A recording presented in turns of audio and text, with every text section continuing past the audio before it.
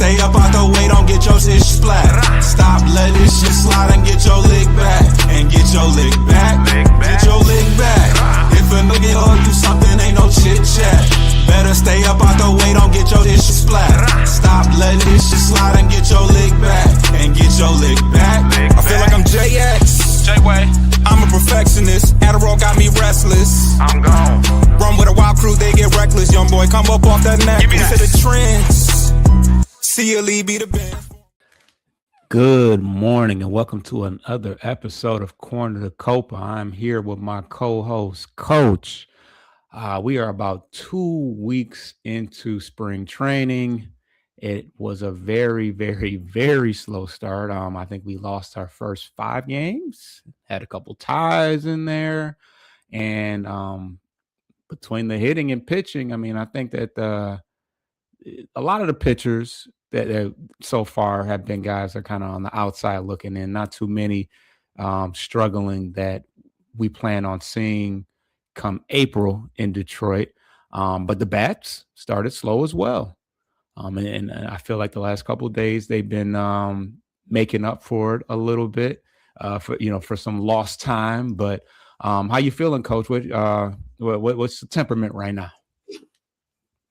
You know, it's kind of, there's just so much happening with this team right now. I mean, we're now 2 years consecutive into playoffs, so I think everyone's back on board fully. Last year it was a roller coaster, obviously, especially in the second half. We were riding high, and I think the emphasis is like we just want to be able to get one more round at least into the next level of playoffs. So there's a hyper focus on a lot of these guys and the prospects. So yeah, I mean, we got guys playing trying new positions, trying to figure out where they could fit in or maybe crack the 26 man. The guy that we protected in Rule 5 is making some noise along with some other guys. And, it's a lot of, justifiable scrutiny. So it's exciting because it's a good problem to have for once. And it's, there's a lot of talent going around. So there's a lot of avenues that the front office can take. So it's a good situation to have. And we got a lot to dive into here. And it's going to be spicy right up until opening day when the final roster is put out there. Yeah, like you said, we have a lot of things going on, a lot of different avenues that the front office can go with. But on top of everything else, we got the World Baseball Classic coming up. We got some players that are definitely going to be participating in that. Most notably, of course, Tarik Skubal. Now, I think that we got a little bit of clarity from Skubal.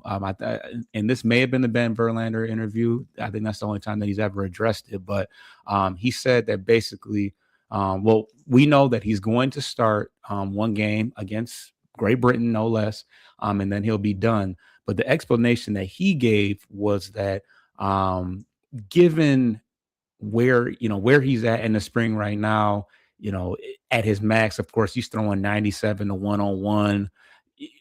For him to be at this point throwing, going 5 innings at this progression in springtime, he just can't physically. He hasn't physically had enough time to work his way up to that. With that thought, with that those words being said, how do you feel about that, and what are you seeing around the league as far as you even said that maybe somebody alluded to, kind of taking some pop shots at him, like, hey, I'm putting it all on the line. But what are you hearing overall? Yeah, I mean, I think the initial I think it's the right way to categorize it for those that were really reactionary about it. It was an overreaction because it was off the heels of, Team USA, Winter Olympics, both men's and women's hockey medals, both beating Canada, overtime thrillers. And for those of us here in Michigan specifically, it was basically a Michigan run lead all the way for the gold medals with a handful of people, including Megan Keller, who went to my rival high school and grew up in my community, which is nuts to think about. But in addition to obviously the men's side too. But I think there was just the patriotism of him wanting to be all in and going for it because it's the closest thing they have to the Olympics, because baseball players haven't really – they're bringing it this next one around for the summer, but that's a new dynamic and they have to work through that. But it does make sense. He said that he even came in early this year just to be able to give himself an opportunity to get one start in, albeit abbreviated and shorter than what we'll see during, May and June when he's really stretched out, ready to go, and he's got the stamina and all that. But it makes perfect sense logically. You shut down after you throw that long of a year to rest and recover and just heal up. So that way, when you begin to go through your spring training and ramp up your stamina, you're ready to go, by week 2, by start 2, 3, 4. After that, you're not sore anymore. That was his biggest thing. He goes, I'm sore every time I throw right now. So, and I'm not throwing full. I'm not even going that many pitches compared to what I normally do. It's, that's what a ramp up is essentially. So he wanted to give something, and this was a mutual agreement, which I figured would be the case when it came out and he was only going to pitch one game. And in my mind, I'm thinking, okay, he's not going to go 7 innings. One, Great Britain's probably not going to be that good where he needs to as well. But, it's not just being able to go that many innings and pitches. If you're reducing your velocity and you're not sure about your control, then you're putting more effort into there to not get the same output. And that can be dangerous from an injury standpoint.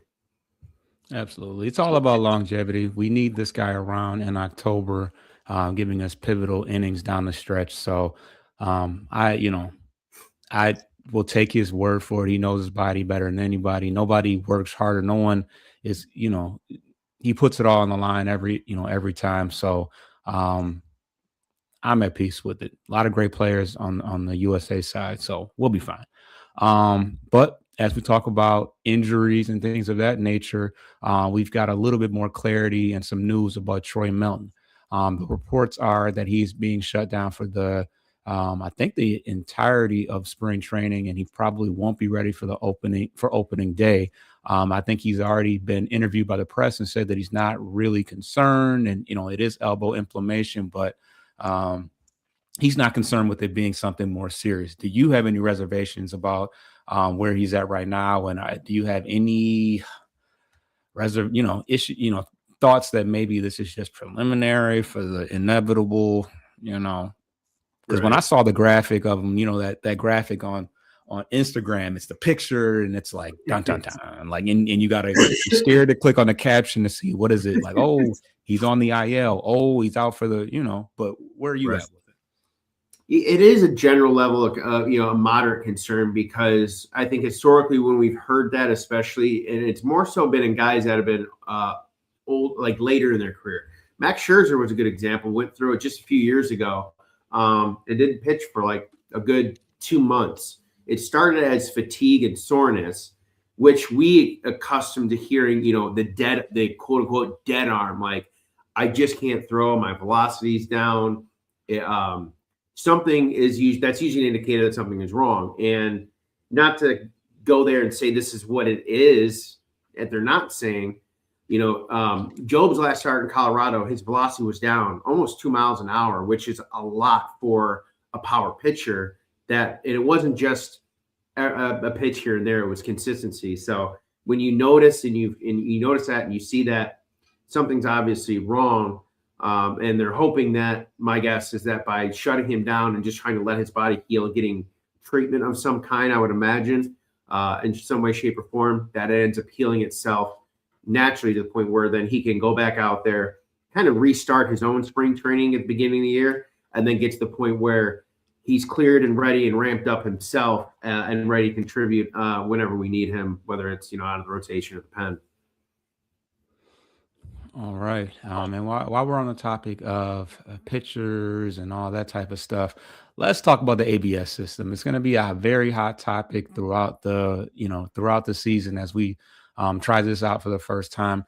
Anything you're seeing as far as, especially, being an umpire at this current juncture, anything interesting you're seeing as they have kind of highlighted the different, challenges and all that type of stuff?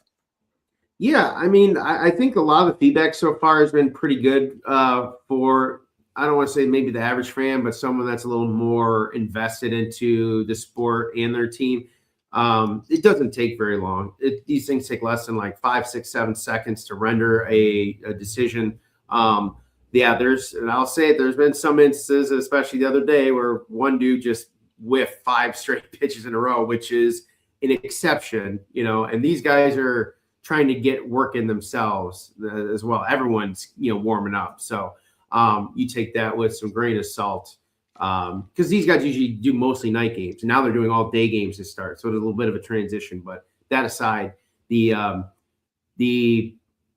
strategy, I think, with this going forward is it's going to be mostly catcher and hitter generated in terms of requesting the challenge. I think there was a link I sent you regarding the New York Yankees pitcher who with John Boy Media did actually a good job kind of breaking it down. The herky jerkiness of the delivery, especially out of the windup when you're rocking all over the place on the mound before you deliver the ball. He's falling off the mound, and it's kind of a close pitch, but I think from that center field angle, it looked like it was probably a ball fairly positively. And he wanted to challenge it. And the catcher's like, no, absolutely not. Off the plate. But right. He overrode him. And when an umpire sees that, he's not going to look at the catcher and say, you have for basketball is a good example. It changed to where in college, the coach is no longer able to call a timeout because they had issues with bench people accidentally calling for it or granting it when it was requested. So it's just the players on the court only for easy visual. Well, right. If you get a pitcher and catcher that are contradicting each other, they're going to go with the guy that wants it because they have a limited time to request it. But to that point of that example, and Chris Sale, I think, obviously earlier in the week, way back beginning of the week, made a point himself. He goes, I'm never going to. He goes, every pitch I want, every punch I throw, I want a strike, and I know it's not always going to be a strike. So it'd be stupid for me to, of my own arrogance, think that I can overturn a call. But my catcher's right there. He has the best look at it. So it is weird because we've seen some telecasts so far that are calling it, it is just off the plate or whatever, and they challenge it. Well, then the ABS system, which is the true system that they use for the valuations of the strike zone, shows, it did just nick it, and we overturn it. I mean, that's how small margin this is. And I've seen some instances where people are like, well, we need some margin of error because it's changing.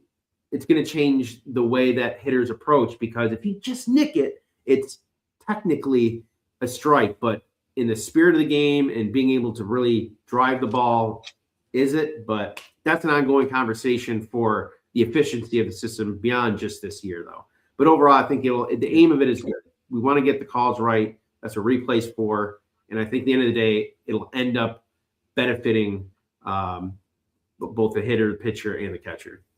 Yeah, and the reality is this: the catcher's going to have the better vantage point. It's the same reason why home plate umpires stand behind a plate as opposed to having them call balls and strike from the second base side. So there's a reason for that. Obviously, there's some advantage that they have. So yeah, I think eventually they'll work those things out, and they'll find the numbers that the percentage of the catcher challenging is going to be a higher win rate than from the pitcher.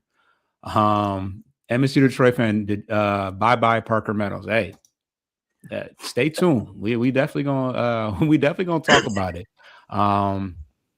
Yeah, let's get into that's the one big thing I'm taking away so far in spring training. Hey, let's take the first break, and on the other side of that, we'll see what we got going on.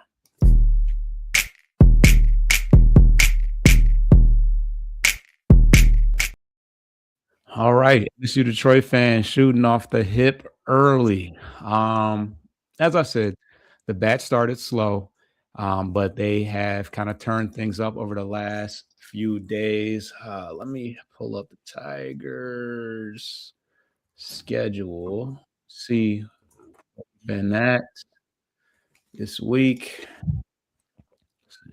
Do I want the schedule? No, I want to see the scores. Definitely have scored double digits in the last few games, if I remember correctly. Oh, here we go. 12-3 and 16-8 in the last 2 games. And like I said, we've sprinkled in a couple ties, but the bats have been dominant. And before we get to the bats, pitching wise, it's tough. We haven't seen, we've seen Scooble for an inning. We've seen a couple short outings from Flaherty.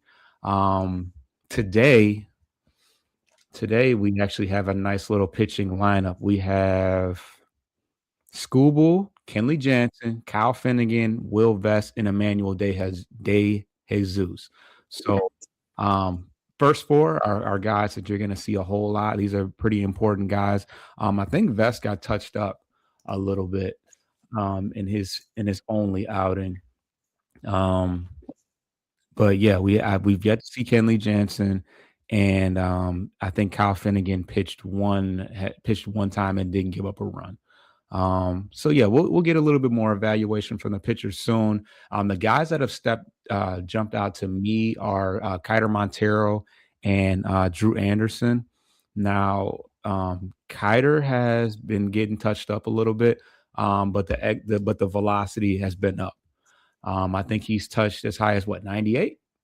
98, I think almost 99 too. I mean, it's like 3 miles an hour faster from last year, which is bonkers.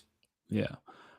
So I think that we are going to see this is slowly. I think they're going to be the transition from him being a starter to him being more of a reliever. I think that when we max out and we're at our best, you're not going to see him getting too many starts. And obviously, if you know that you're only going to have to go 1 or 2 innings, you can kind of just max out and really let it rip. So good to see that. And then as MSU Detroit fan talks about, Drew Anderson might not be as I thought, still iffy on being a starter, but now with Troy Melton injured, we might see him take bottom spots. Yeah. And his velocity has been up as well. I don't think he's given up a run as of yet. 33% whiffs in his first outing. And I think his second outing was pretty good as well. So, I'm liking what I'm seeing from the pitching staff. I think they said that Dylan Smith and Ty Madden got optioned to AAA. So we're going to be seeing a lot more of our regulars, which is why you're seeing a Jansen, a Finnegan, a Scooble all on one day. But in any other, I mean, it's tough in spring training because you're not watching a lot of the games. It's a lot of box score watching. But any other takeaways that you're seeing as far as the pitching is concerned before we get into the hitters? Yeah, not really. It's still early, right? What are we, 9, 10, maybe 10 calendar days into spring training schedule? A lot of these guys have played anywhere between 4 and 5 games, but albeit they're playing a third to half of the games. They might get 2 at-bats and then they're rotating in the bench. All these guys are getting opportunities. So I kind of take the hitting aspect with it from a big grain of salt, aside from their exit velocity, how they're putting the ball in play, not just the absolute result of the hit. Oh, he hit a 2-run double. Well, he could have, hit a blooper down the line, dinked one down there, which isn't really impressive. Hit's a hit, but I think the other side of it too is, though, you look at Vierling is off to a very hot start, which is good to see, considering see the Detroit fan kind of leading into it a little bit about Parker Meadows, and we were leaning on Javi a lot last year. So that's good to see, because we were kind of on him about possibly getting, let go and be like, thanks, but, we probably deserve an opportunity elsewhere, considering the logjam we have in the outfield. But this is a good problem to have. And from a pitching standpoint, we do want to see some of these other guys that haven't had an opportunity yet. JV still TBD on when he'll get his first look in actual spring training. He's had some live BP sessions, but it was interesting. You mentioned the Scooble and Ben Verlander. He did drop Emmanuel Clase specifically on that episode and said he's got some nasty stuff. So that kind of caught my attention, because this guy wasn't really on the radar at all. And you get Scooble dropping your name voluntarily in the mix of guys like Drew Anderson. And wait, you said Emmanuel Clase. sorry, the guy who's pitching on the schedule for today for us, Emmanuel. Oh, De Jesus. Sorry. I was gonna say, what is he talking about? Class A? Yeah. We talked about Class A, but that's been a totally different light, not this kind of good light. So that's my apologies on that. So the fact that Scooble was mentioning this guy who wasn't on the radar is pretty interesting. So probably.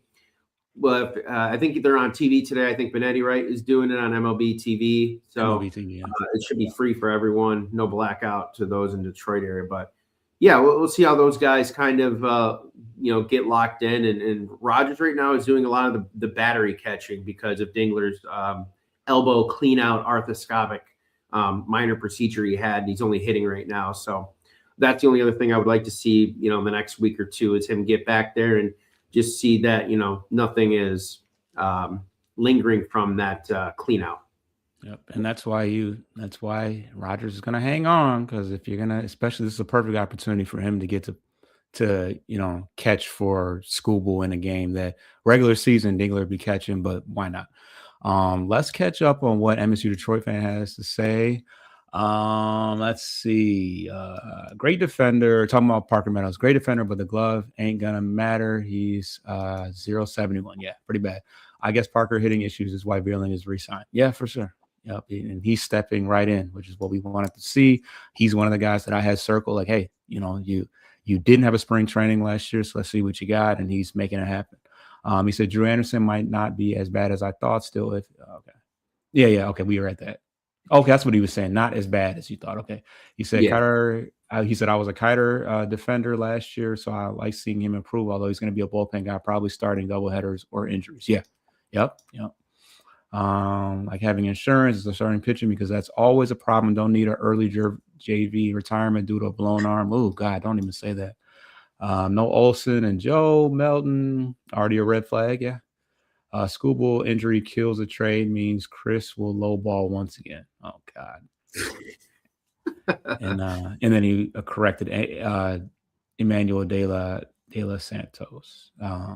Yeah. All right. So I guess we can get to the lineup out of the way because we kind of alluded to things already. I already told you who's pitching today, so let's check this lineup today.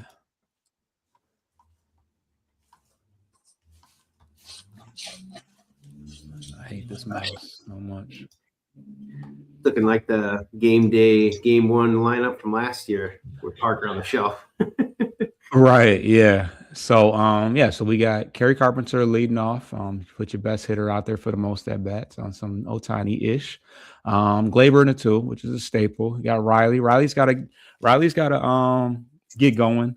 He doesn't have a hit yet. He's got a couple sharp line drives. I like the fact that he walked 3 times. Spring training is for you to 3 times in one game. Spring training is for you to kind of work out the kinks. Obviously, once the regular season starts, that's out of the way. But for the time being, hey, if he's taking some walks, I'm not mad at that. That will, increase his on base. It'll force guys to throw him strikes because there was points of that last year where it was like, throw him whatever, he'll swing. Now, if he makes contact, it's gone. But it's going to force people to throw him strikes. Torque has started off slow. You love to see Dylan back in the lineup. He went 1 for 2 in his return. This is the part of the lineup that's not all that realistic. You're not going to see Dingler DHing and Rogers starting. We did see that a few times on games where they wanted to give Dingler a day off. But if Rogers isn't hitting, it's not going to happen. Cole Keith at third, Javi in center. That's another thing that you very well might see, which parlays right into Kevin McGonigal. If you want, Javi's been hitting well. He hit a home run earlier this week. So he's looking in midseason form. And then in order to keep Javi and McGonigal in the lineup together, you put him in center, pushing Meadows out and McGonigal at short. So we're going to get an opportunity to see how he fares. And then we got Jake Rogers, as we said, as the battery mate for Tarek Scooble. So I like this. The only thing that I would see that will be different in the regular season is, you know, Dingler will be catching, and then you'll see probably Wenceel Perez if he's around, or who else would be a DH? Jahmai Jones if it's up against a lefty. Yeah, he needs to be going too. I don't think he's got to hit the spring yet. He does not. He's got to walk. But and that's what I was gonna lean into, is that he's one of the guys that's an interesting case. He does not have any options. So you wouldn't be able to just send him down. He would have to go through waivers. But you know, and one thing that I'm seeing is that they're putting him out there against anybody. In spring training, you're going to see 8 different pitchers in a game. So it's not like, oh, just start Jahmai because the lefty starter is going to go 5 innings. So he's facing a lot of righties. He did draw a walk against a righty, but yes, like, you know, he doesn't have a hit yet. He doesn't have defensive versatility either. So that's going to be interesting, the one to play out. Something to keep an eye on, because I don't think he's earned enough skin in the game to be like, oh no, we'll let it ride out. You know, great. He had an amazing game last year. I mean, an amazing season last year. And I say that he saved the season last year, but he is a journeyman. He is a guy that's never played a full year in the major league. So, hey, he may be falling back into reality. But any other thoughts? No, yeah. I mean, he's also a guy who can swipe some bags, which is something that we obviously really lacked last year. And I think that also kind of it makes the final decision in terms of the 26th man that much more challenging for Scott Harris and the team and AJ, because you're now looking at your 2 biggest base guys, Parker and Jahmai, potentially not starting on a regular basis, and Parker potentially at risk eventually, if that continues, being sent down. So then you're really not left with much speed at all, because let's be real, whoever you bring up is just not as fast as, you know, those 2 guys, especially Parker being as tall and long as he is. That's just, you can't teach that or overcome to teach that, or overteach to make up that disparity. So they'll become less dependent on base stealing, not that they were much last year, and true first to third like they were. But yeah, I mean, Perez has options with Bierling coming in hot. And we kind of teased it a little bit earlier, but there was another guy that we kept on the protected from the Rule 5. I think your boy that you've been doing a good job highlighting, Trey Cruz, has been making noise. He is absolutely raking and playing a lot of the outfield. So he's throwing his own name into the ring. And I believe you mentioned he's already, 27, 28? Like 28 in July. Yeah. So it's boom or bust.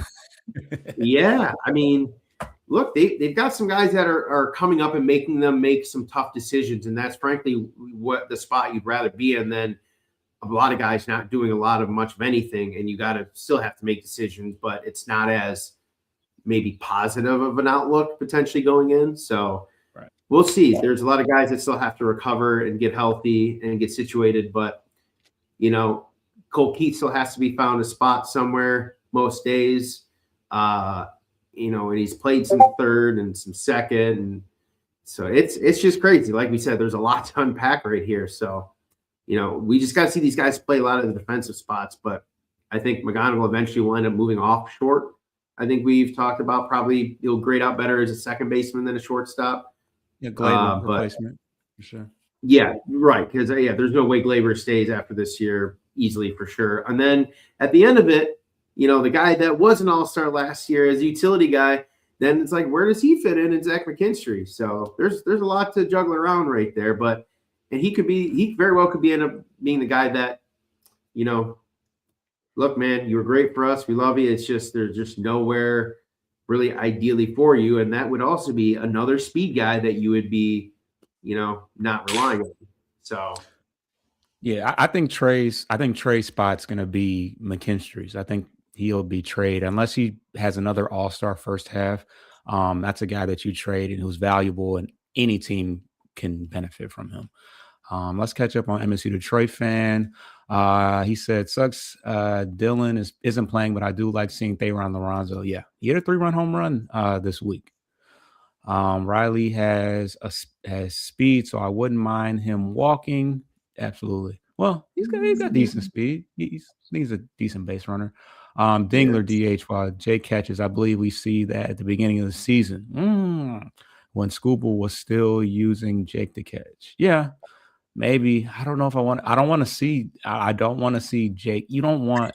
I mean, Dylan would be a good DH, but you don't want to waste a bat with Jake Rogers every day. But maybe it depends. It's like early. That would be a good combo for a lefty starter if they wanted to give Dylan a break behind the dish. They're both righties against a lefty, so in theory. But yeah. But I think even at your best, if Jahmai gets back to hitting the way he wants, you want to utilize him as opposed to Jake Rogers. He said Dingler didn't become the full-time catcher until Jake had the early injury and Tomas Nido came up. Yeah, it just kind of fell into play for him. Worked out great. I mean, Dingler legit might be an all-star this year. And when I say catcher one, I mean Scooble using Dingler, not Rogers. Yeah. Parker's bat is killing a possible trade. Gotta hope that glove can draw some value. Nah, nobody wants Parker right now. I hate to say it. Vierling can play third also. Yeah, that's why he's a lock. He's a lock for the 26 man. He said he did play third in the 24 playoffs. Yeah. And he would have played last year had he been healthy, but he hasn't been. So yeah, let's get to the second break, and then we'll continue talking about the bets.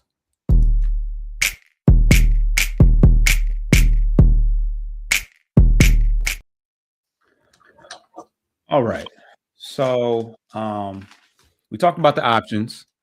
Right now, Wenceel Perez has 3 minor league options, which in my opinion is going to make him a guy that if he doesn't turn things around, I think that's an easy decision to let him sit down. Because for the most part, the only time he's gone down since he was called up 2 years ago was for injuries. That's it. He's never been sent down. Parker Meadows has 1 option left. So it's kind of end of the road for him, for him to figure it out. And like I said, Jahmai Jones has 0. So I don't know if that helps or hurts him, but obviously we don't have the ability to say, all right, well, let you see some success at AAA and bring you back up. There's a chance that somebody might go out and get him. They're going to look at those stats last year, see that 99-40 OPS and be like, ooh, we unlocked this. We got a dog. But the defensive versatility is the lack of defensive versatility is going to hurt him. And the fact that he can't hit righties. I mean, he's very much pigeonholed into one specific role. And similar to Ibanez, once that role was gone, and was like, see ya. So, MSU Detroit, Green at center, Vierling at left. No, I think Vierling in center and Green in left. I don't think I want to see Green in center field. McGonigal doesn't make if McGonigal doesn't make the team. You know what? I think that with Trey Sweeney going on the 60-man, that opens up a spot for him to fall in. And that's crazy. We haven't even got a chance to talk about him, but I think that the Sweeney switch situation makes an easy decision for us as far as who can replace him. I mean, they both play shortstop essentially. MSU Detroit, I got lineup predictions. Most are the same with other scenarios based on Kevin. Yeah, Kevin's going to be the big. He's going to be the big factor, and it's funny that. We might as well just get to talking about McGonigal, but if we're being the big hype has been Connor Griffin early on. He had the 2 home runs. I don't think they were in the same game. I think they were consecutive games, but his average, I think he's hitting like 1 something. That's the 2 home runs have been the extent of his success. So although everybody's been saying Connor Griffin's the head and shoulders #1 prospect, Kevin has continued to rake. I think he had 2 hits of exit velocity 107 in the same inning, because this is one of those games where we were just kind of batting around. But we've seen hard contact to the opposite field. We've seen it to the pull side. I think it's all but certain that he could have really helped us last year. Like, he's one of the better hitters on the team already, and he's 20 years old. So it's going to be a lot of pressure. I know they want to do that, manipulation of that time manipulation and all that. But if we're being honest and we're putting the best players on the field right now, even if he was just a bench bat, he is worthy of that. So if he mess around and continues to hit the way he's hitting, it's gonna be interesting. What are your thoughts? What is your, if spring training started today, is McGonigal on the starting roster? I mean, it's funny because you brought up Sweeney, and I was going to say that he was one of two other names that we hadn't even touched yet, that they're all intertwined in these decision makings, because everything, if it's not a guy that had the same position last year that was already on the team, it's going to have an impact somewhere else on the 40-man, right? And the other guy being Jace Jung, all of a sudden playing first base the other day after they said he would look at getting some looks. He's actually hitting the ball pretty decently. And then, heaven forbid, we get a non-roster invitee in this Chris Julks, who's absolutely mashing, coming out of nowhere. I mean, he has grand slam yesterday. He has no threat of making the 40-man, but damn, he's going to leave Lakeland with the front office thinking, okay, we're gonna pay attention to this guy going forward, and we're gonna track his progress, and he's gonna have maybe a guy that we have to potentially fast track for a higher minor league level. So that's kind of the interesting thing of all of it. But to get to McGonigal, dude, look, the Trey Sweeney thing just didn't work out. I think it's just time to move on. He probably deserves a better, fuller opportunity with another organization to unlock whatever talent he still has that is not coming to the surface yet. Because let's be fair, with him and Perez being younger, of course, they're not getting any regular time, and sure as hell not Sweeney. And Perez has been a part-time player for the last 2 years. And I think he can improve with regular time down in Toledo, because that's what it's there for, to get regular ABs, play almost every day, and become more confident in his ability when he comes up that he's ready to go and contribute at a more consistent pace, at a more impactful nature as well. So I think you say, thanks, Trey, best of luck, and you do keep McGonigal as at bar minimum a bench bat, and you figure out a way to get him in the field. Now, but he's on a 60-day right now, correct? So you mentioned that, and I hadn't heard him being on injury related, so that's news to me. Let me see. I thought I saw that. Okay. No, okay. Dealing with right shoulder strain, surface during defensive drills. Day-to-day throwing paused. Late February, the injury occurred. Okay, maybe not. Maybe he's not. But yeah, I mean, if he were to go on the 60-day, then that would obviously open up a spot, and then it would be a no-brainer. Right. It makes it easy. You already have Baez. You already have McKinstry. I mean, hell, I feel like if Vierling can play third and short, or third and second and first in the outfield, that athletically he could probably play short okay if you had to. Like, we have enough potential avenues, and this guy came up originally as a shortstop, I believe. So it just makes the most sense. It just does. All right. So I take that back. He's not on the 60-day. Maybe that was something that somebody threw out there as a potential opportunity. Because it still says that he's day-to-day, and his return, it could be sometime in spring training. So that's not the case. But I think the biggest, the guys are on the bubble right now for me: Meadows, Jones, Jahmai Jones, and Perez. because I think that bench, that right-handed bat off the bench is kind of up for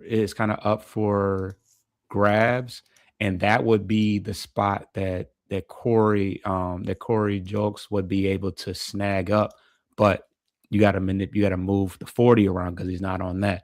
But Mhm. he could be this year's Jahmai Jones, because Jahmai Jones just came in as a guy that nobody really knew about. He raked out of spring training. He didn't make the team out of spring training, but first opportunity he got, he grabbed the reins, hit a home run in the first game for the Cubs, and the rest is history. So it's going to be tough. I mean, he can play corner outfield. I think he's playing a tiny bit of center field, but he is 30, so he's another guy that is a career journeyman, doesn't really have a lot of major league experience, but somebody to keep an eye on. He already has a grand slam. No, he has 2 home runs. One was a solo, one was a grand slam, and he has a triple as well. So if he continues to make noise, the pitching is going to be there. You got to put the best hitters on the field along with that. So I definitely got my eye out on him. As we look at the statistics right now, we already talked about it. Vierling's playing well. He's got 5 hits. He's got 5 hits. He's in 455. Max Anderson, that's all he's done is hit. He's continued to hit. He's got 3 RBIs in 6 games. Okay, you talked about it, Jace Young. Now, with him playing third and him also playing first, that sounds like somebody else I know, Cole Keith. Yeah. Do you see, are they battling for position right now? Cole Keith is also, I think he played first base yesterday, and I think McGonigal played third. I'm not sure who was playing third, but do you see, are they lobbying? I know that they've invested and put something into Colt. I know that he always starts slow. Do we just say, hey, we'll see you in June, Colt? You're good here because we'll see you in June. Like, has he earned that type of, because I know the Torques and the Carpenters, they started slow. It is what it is. They're not going anywhere as far as I'm concerned. But do you think that the Young and Colt thing is a thing right now? Well, see, that's the interesting thing. Look at a lot of these young guys that we're talking about. They're almost all predominantly left-handed hitters and not switch hitters either. So we can't just purely see the numbers, not taking anything else into consideration and say, all right, these are the best hitters right now. Well, shit, 8 of the best 11 are all left-handed. Heaven forbid we face a lefty and we just get carved up because we, struggle, same side with lefties. Well, then teams are going to be like, okay, well, we might bring up a kid for this series coming up against you who's a lefty and force you to make some tough decisions. So I think with the whole Jahmai Jones and Cole Keith as right-handed hitters, and obviously Jahmai would be off the bench and spot starts here and there against lefties. It is an emphasis on their stock because there are fewer right-handed hitters on this team traditionally.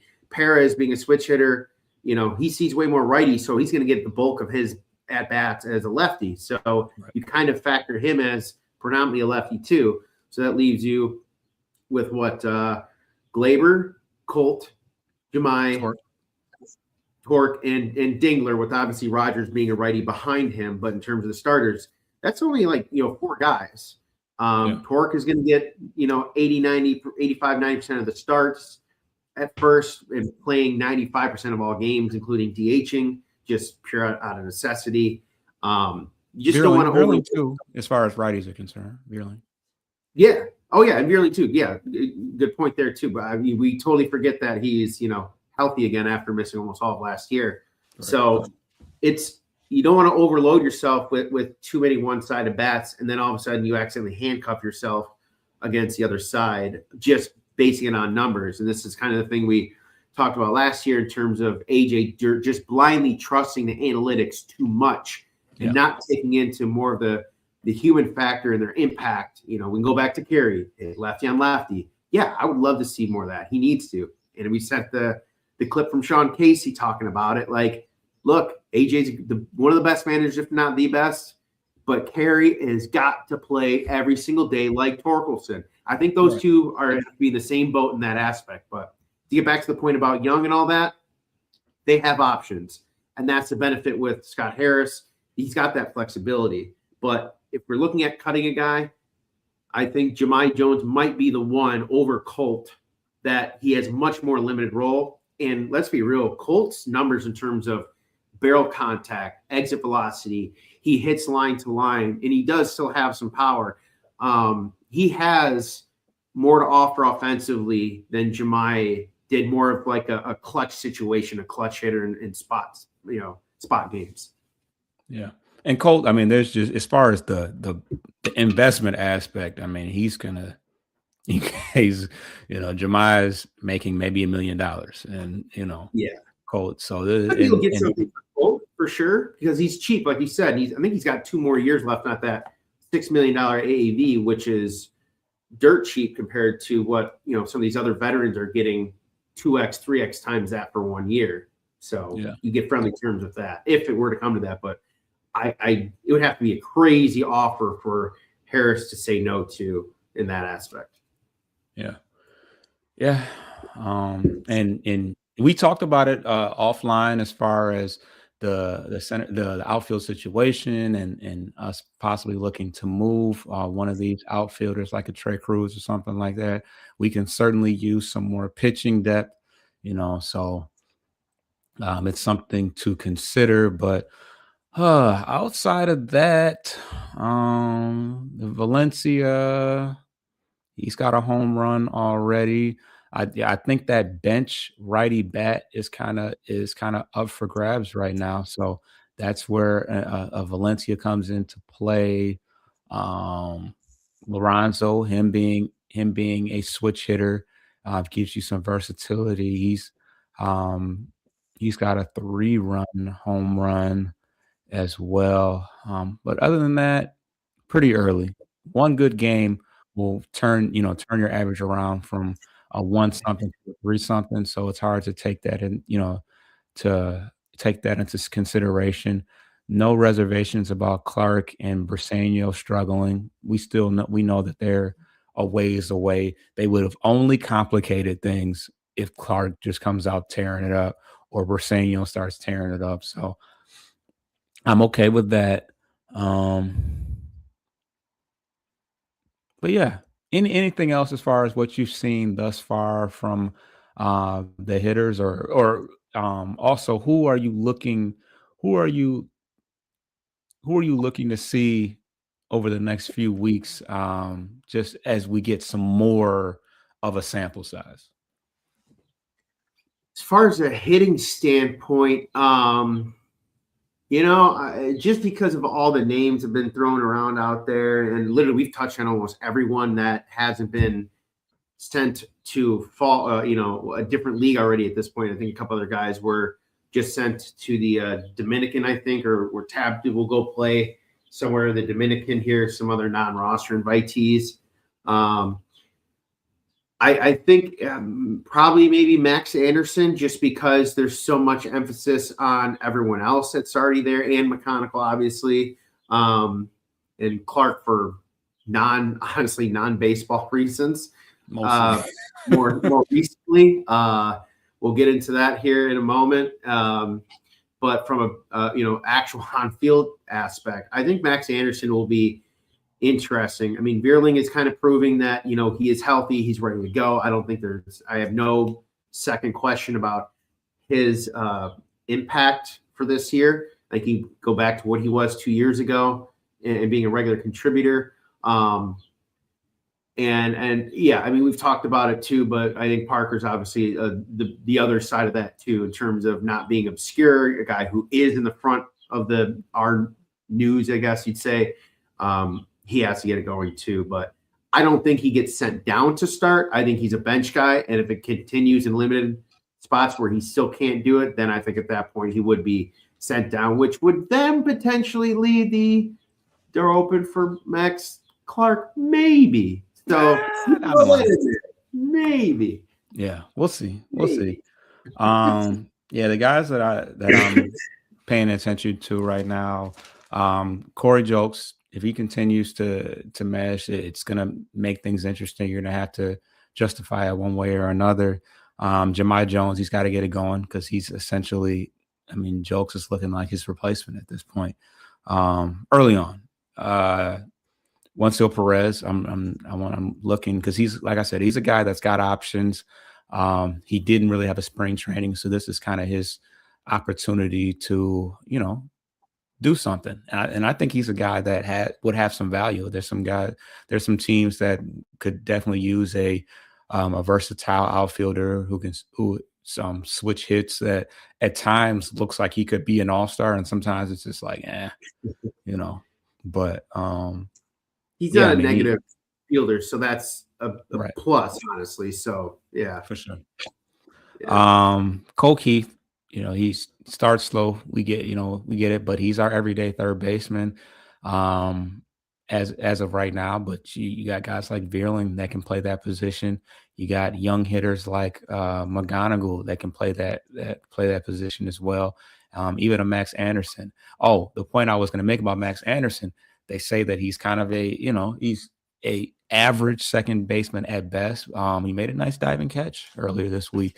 Some of these guys are cutting weight and getting a little bit more athletic, and they trying to make a team. So he's a guy that flourishes with runners in scoring position, and he's hit all last year, hit in the Arizona Fall League.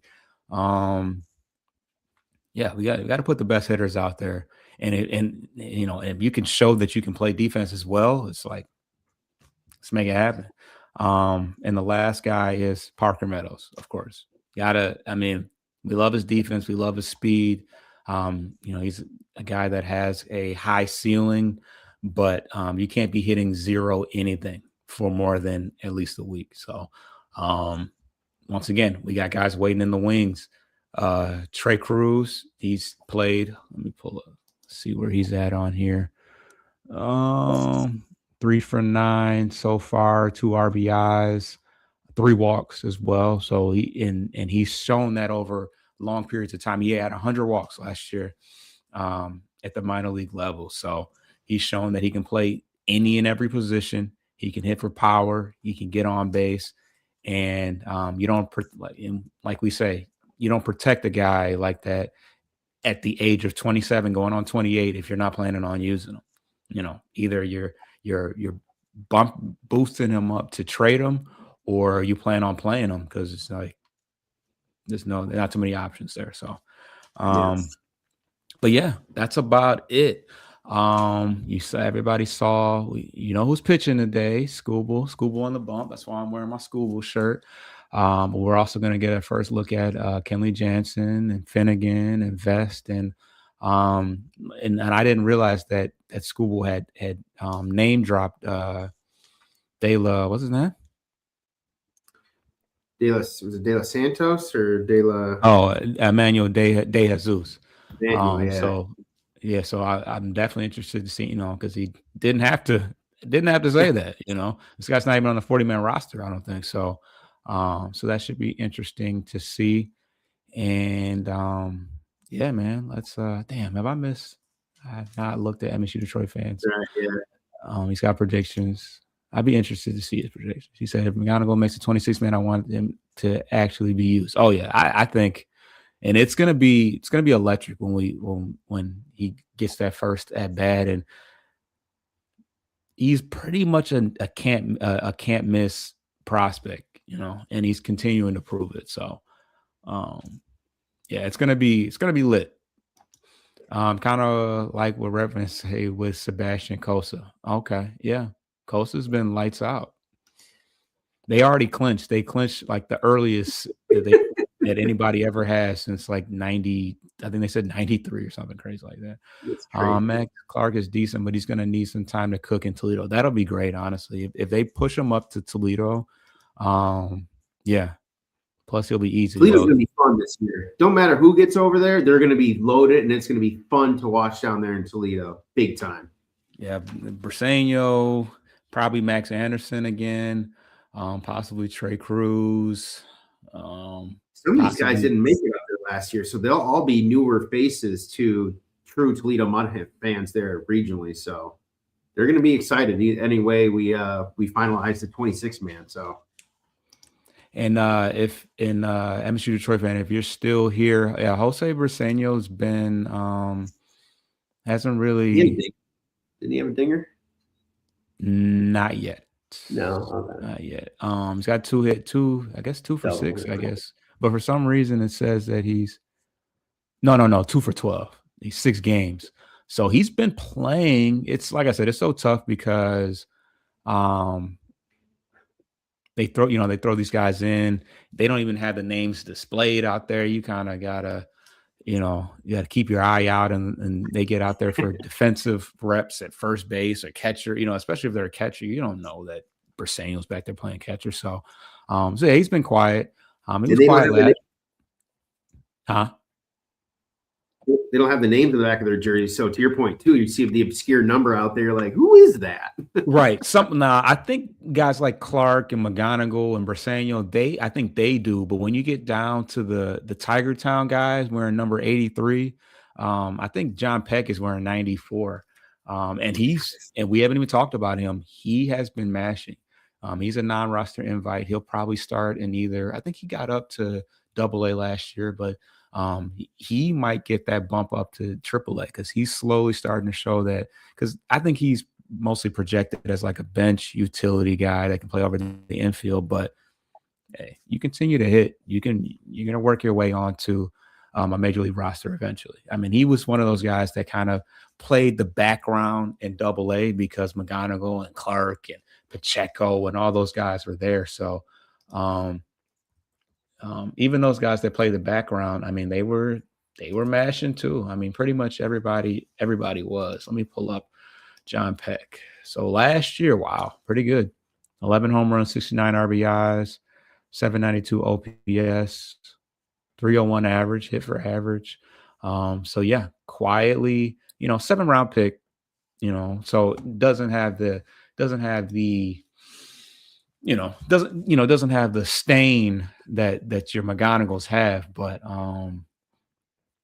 producing and producing it in spring training too, mostly on the tail end of it. But yeah. So, and what does it say? Yeah, it's got him with the Whitecaps hat on. So he got up to AA last year. But yeah, I think that that draft is gonna go down in history when you think about the fact that you got Max Clark and Kevin McGonigal in the first two rounds, and they're both pretty much panning out. So yeah, sprinkle Jackson Jobe in there too. Yeah, which that draft was before, right? For Harris, I think that was his first. I thought it was his first year. But Jobe wasn't in the Clark draft, was it? He was a first round pick. No, I think it was the year after.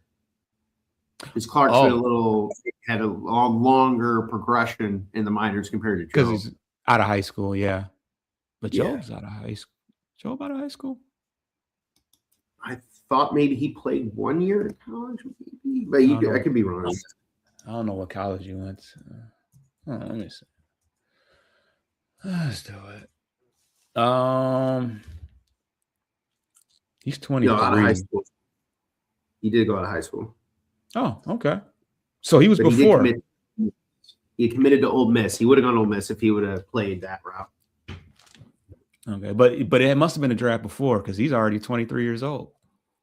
Yeah, 2021. So yeah, it would have been 2 years actually. I think because Harris was what 23. Oh, so this Peck draft pick might have been the same year as Clark and them, because what would that have been? 24? Maybe that was 24. So yeah. But yeah, so I think we pretty much covered everybody hitting wise. Any closing words? Because we talked about it yesterday offline. Gage Workman, our bases clearing triple yesterday. Like, come on, what are we doing here? Hey. And he we didn't protect him last year. He went to the Cubs for a cup of coffee, struggled, and he came right back. So, So yeah, he's still out here grinding. Oh, MSU Detroit fans got some more. MX Clark. Oh no, we already said that. Oh no, never mind. We covered it. We up to date. Yeah. Tater's still making it happen. He'll be back in AAA this year, I would assume. But yeah, we are. Go ahead. Nito's having a good spring with the bat too. Like that's kind of what we got him for last. Tomas Nito. Oh, Nito. Oh, I'm telling you, whatever. As soon as he put on a Tigers uniform, he just gets to work. I don't know. Yeah, it's crazy. I mean, I think we talked about it too over the past week. This new era of baseball that we're kind of evolving into, analytics, ABS, and all this other stuff. That there's now there's more focus on not just your top few prospects, but your farm systems overall. So there's more emphasis on their progression and people tracking them, which I think is really cool. Because usually it was kind of just in the shadows. You really had to go digging and asking the right people for their opinion and maybe catch some scout tape, some film somewhere. But now all that stuff is more streamlined and out there for everyone to see. So I just do want to say, like, let's just be a little patient here. These guys are all progressing and they're learning 2-3 positions, which, you know, when we grew up, bro, we would be like 2 positions. What? No, I play 1. I play 1 because that's all I play. Now you got guys that are playing corner outfield, corner infield. We joked about was it Cruz? I'm like, this guy's going to play all 9 positions in one game.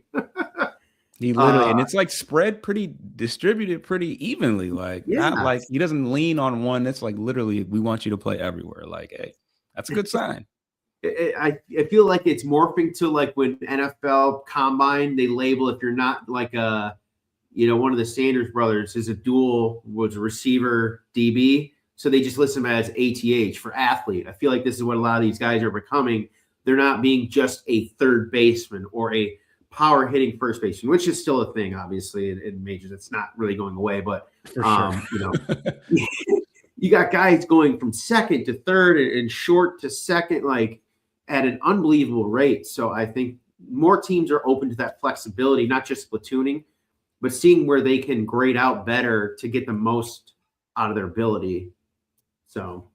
Yeah, and don't forget, Torkelson was playing left field last year in spring training. That was a travesty, but it was kind of hilarious to watch. So, yeah.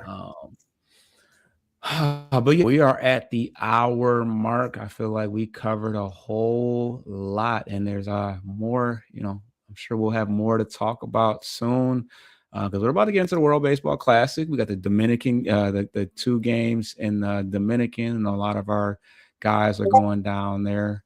But yeah, it's exciting. But yeah, subscribe to the channel. We are on